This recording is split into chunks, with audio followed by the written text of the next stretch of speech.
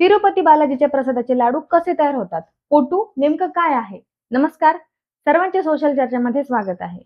तिरुपती मंदिरातले लाडू हे पवित्र प्रसाद म्हणून जगभरात प्रसिद्ध आहेत. तिरुपती बालाजीचा प्रसाद म्हणून मिळणारे लाडू सध्या चर्चेत आहे. याचं कारण आहे चंद्रबाबू नायडूंनी YSR जगन रेड्डींवर केलेला आरोप. माजी मुख्यमंत्री जगन रेड्डी यांच्या कार्यकाळात या लाडूंमध्ये जनावरांची चरबी वापरली गेली आणि लाडूंचं पावित्र्य भंग करण्यात आलं, असा आरोप चंद्रबाबू नायडूंनी केला आहे.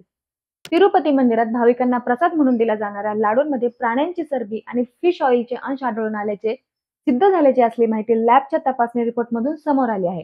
मात्र हे लाडू तयार कसे केले जातात हे तुम्हाला माहित आहे का? हे जाणून घेण्यासाठी हा व्हिडिओ शेवटपर्यंत नक्की पहा. त्यापूर्वी आमचे नवनवीन व्हिडिओ आपल्यापर्यंत पोहोचण्यासाठी चॅनलला सबस्क्राईब करा. 300 वर्षापासूनची परंपरा काय आहे? तर तिरुपती बालाजी मंदिरात प्रसाद म्हणून तयार केल्या जाणाऱ्या लाडूची परंपरा ही 300 वर्षापासूनची आहे.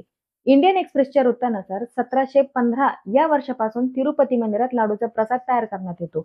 या लाडूची खासियत आहे की हे लाडू बरेच दिवस खराब होत नाहीत. तसंच या लाडवांची किंमत 10 रुपयांपासून 50 रुपयांपर्यंत अशी मर्यादित ठेवण्यात आली आहे.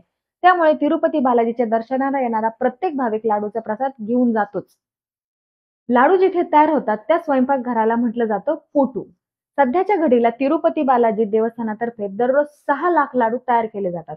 हे लाडू मशीनद्वारे तयार केले जातात आणि हे लाडू तयार करणारे स्वयंपाकीही वेगळे आहेत. हे लाडू जिथे तयार केले जातात त्या स्वयंपाकघराला पोटू असं म्हणतात.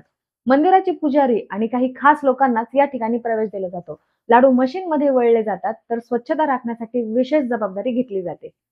प्रसादाच्या लाडूमध्ये काय घटक पदार्थ वापरले जातात?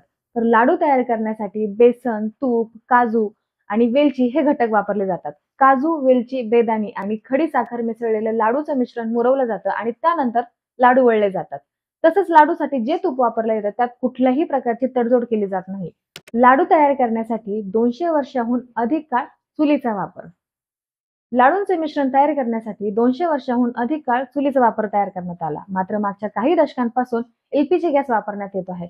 सध्याच्या घडीला या ठिकाणी असलेलं पोटू हे वैविध्यपूर्ण सोयींनी सुसज्ज आहे. प्रत्येक ठिकाणी CCTV कॅमेरेही वापरण्यात आलेले आहे.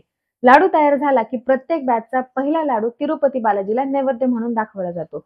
या लाडूला तिरुपती लड्डू असं विशेष नावही देण्यात आलं आहे. तर मंडळी, तुम्हाला काय वाटतं या माहितीबद्दल आम्हाला कमेंट करून नक्की सांगा. आणि जर तुम्ही हा व्हिडिओ Facebook आणि Instagramवर पाहत असाल तर आम्हाला नक्की फॉलो करा, म्हणजे आमचे येणारे नवनवीन व्हिडिओ तुमच्यापर्यंत पोहोचतील.